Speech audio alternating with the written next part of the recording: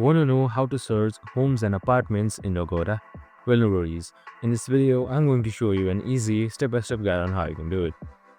It's super simple and under a minute, so let's get straight to it.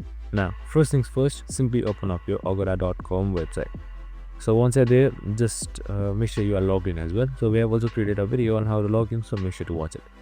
So once you have done that, here on the main side, you should be seeing hotels and homes. Just simply select hotels and homes first, and once that is done, here you should be seeing these options right here in order to sort for it. Now just simply select homes and apartments, and then here you can just simply choose your apartment by searching for it right here, and you can also search by your name or just by a state like Pokhara, Kathmandu, much more. And that's it. Once that is done, you can just simply select the date by yourself, the number of people that you want, and then just simply select search.